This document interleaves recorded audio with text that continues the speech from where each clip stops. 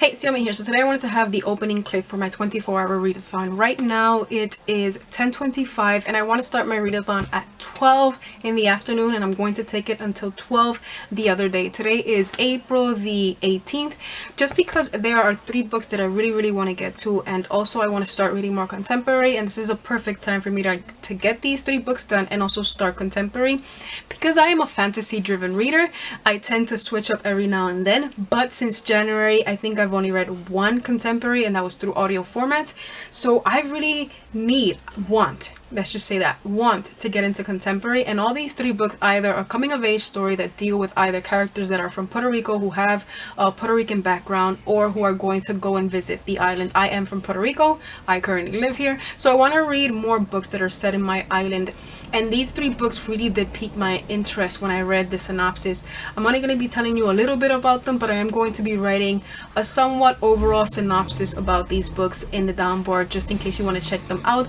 But I am really interested in getting to them, and I'm going to tell you which ones they are in a few seconds. So the first book that I really want to get to, and I already have the bookmark in it because I put it there last night, because I read like the first 2 or 3 sentences and I was intrigued by it, and from the looks of it, this is going to be middle grade, but it is Marcus Vega Doesn't Speak Spanish by Pablo Cartaya.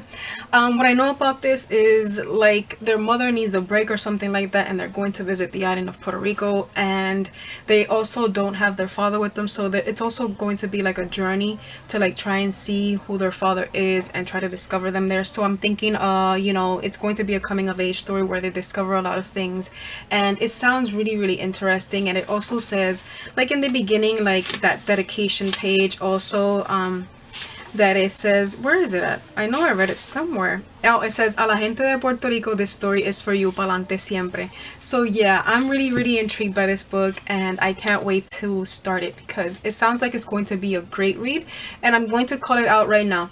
For me, this right now, I think it's going to be a 4.5 or a 5-star rating. I'm just gonna rate it right now. Let's hope that, you know, I'm correct in that one. The next one that I want to get to is The Revolution or Evolution of Evelyn Serrano. I do know that this has historical aspects to it, because it does mention that these are stories from the main character, just being told, not the main character, but from the author being told through fictional characters. That's all I know, that's all I want to know. And this one also sounds like a coming of age story, and also like getting to live in a place where it's really rough and having to deal with the situations, and like, you know, trying to survive, you know, the things that are happening in a rough time when I think the author was living in the States. So it sounds really interesting, and I can't wait to like get to it. Let's just admit it, all of them sound interesting and I want to get to them. I'm gonna try and not say that, but anywho, this one is If I Could Fly by Judith Ortiz Cofer. I don't know too much about this, but I do know that like the main character's parents separate and they are zarceros.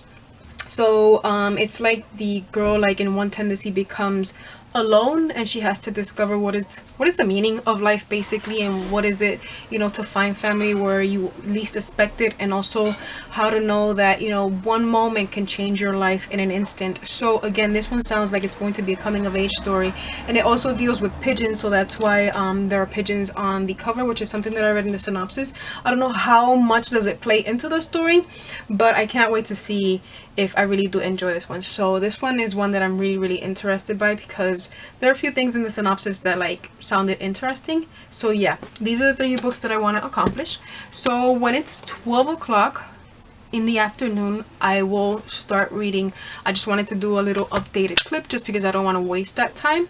I just want to start reading. So I'm going to do a couple of things that I'm currently doing, which are a few errands, and I'm doing laundry. I also want to try and have at least lunch ready, so when I start reading, I just can read and then, you know, do other things along the way, but not too many things, because I don't want to take away from the reading experience. So yeah, I'll talk to you when I get something done.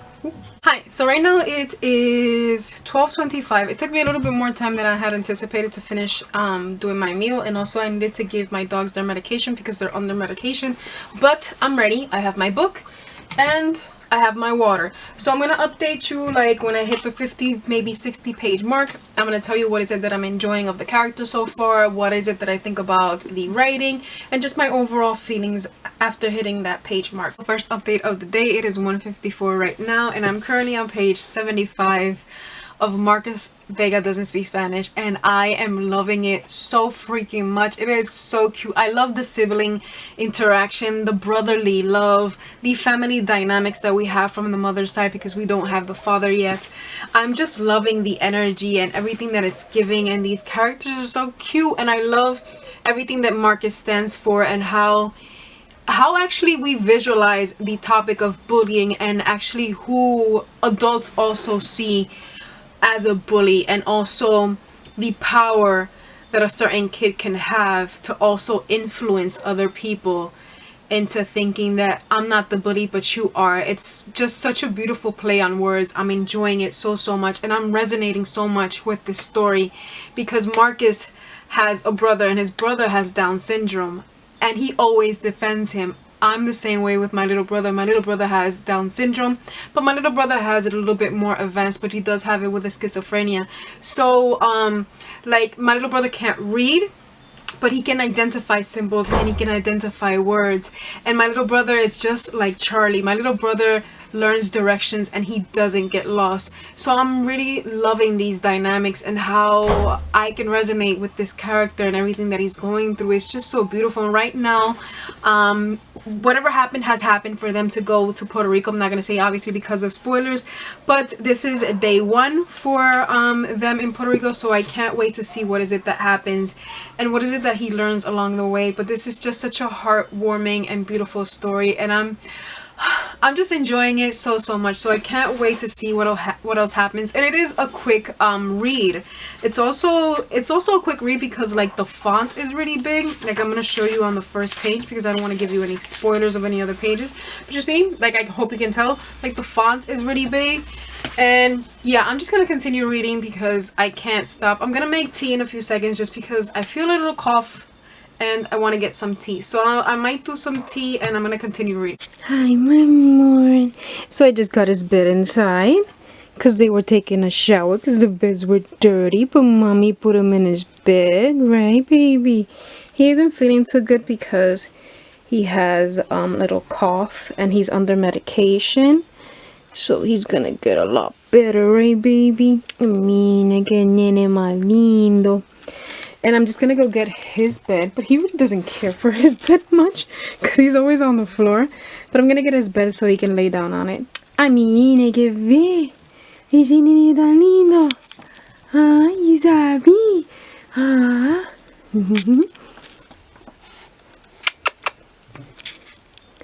Mikey. Ah. Que Django tú eres. Y tú eres uno Django de mami, It's a rare occasion to get him in his bed, but I got him in his bed. There he is. Snow. Yeah, I have this because I need to take him a shower. And since I just washed the beds, I don't want to dirty the beds. So I'm going to take him a shower tomorrow. Because mommy, it's too late to take a shower. Oh, man.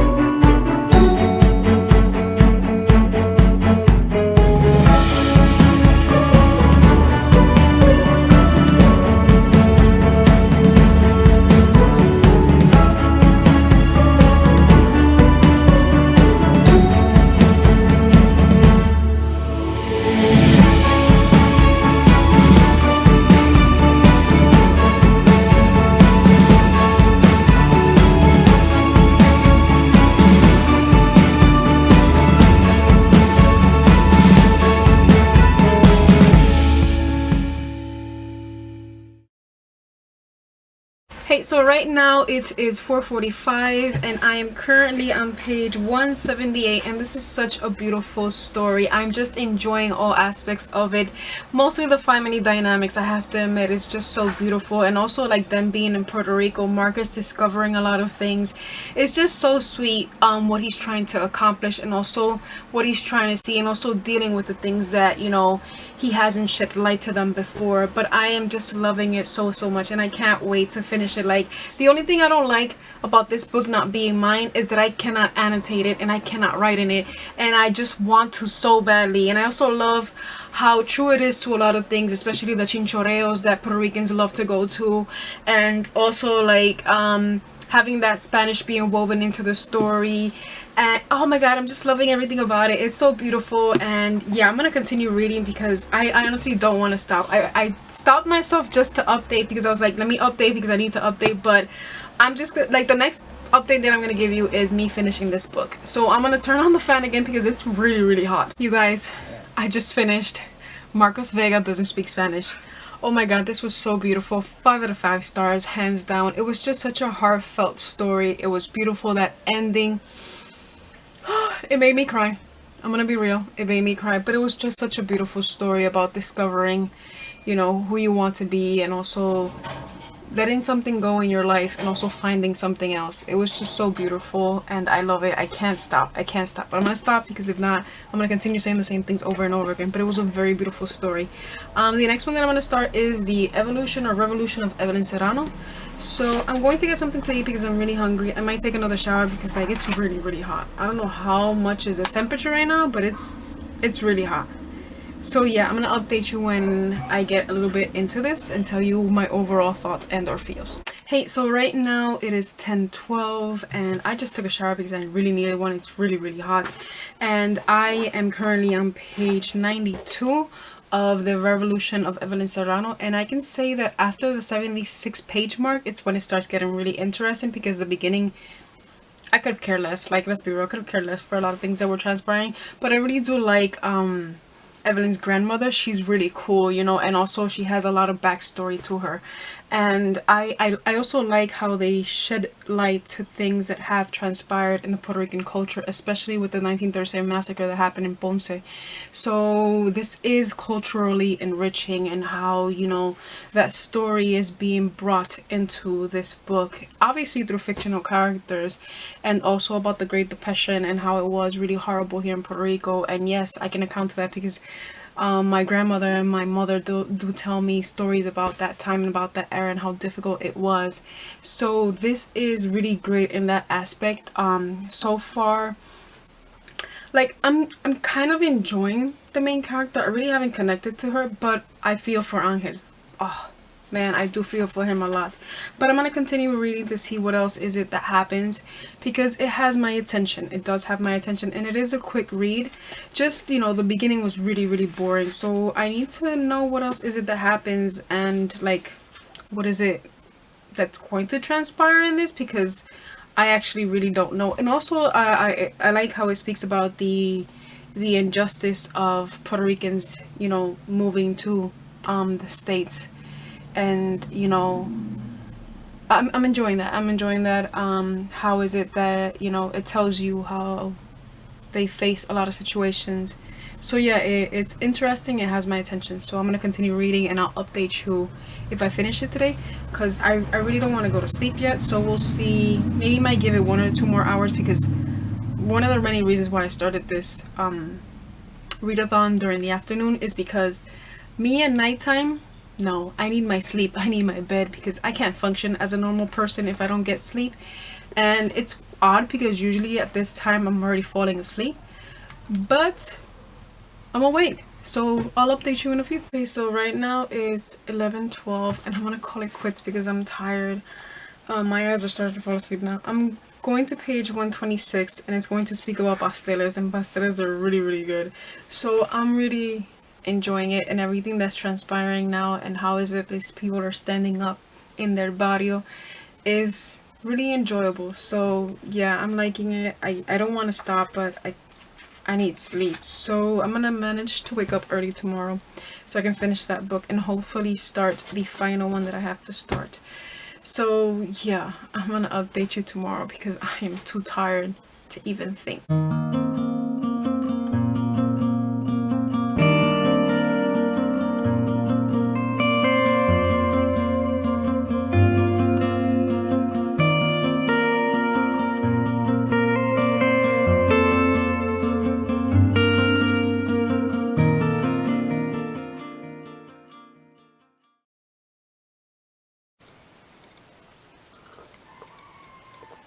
Good morning, you guys. So I woke up a few minutes ago. I did my necessities that I had to do in the morning, and right now it is 6:30, and I'm going to be finishing The Revolution of Evelyn Serrano. I only have a few pages left, so I'm going to see if I actually enjoy it, and I'm going to update you when I finish reading this book. Hey, so right now it is 8:33 and I finished The Revolution of Evelyn Serrano, and I really did enjoy this book. I would say I give it 4 out of 5 stars.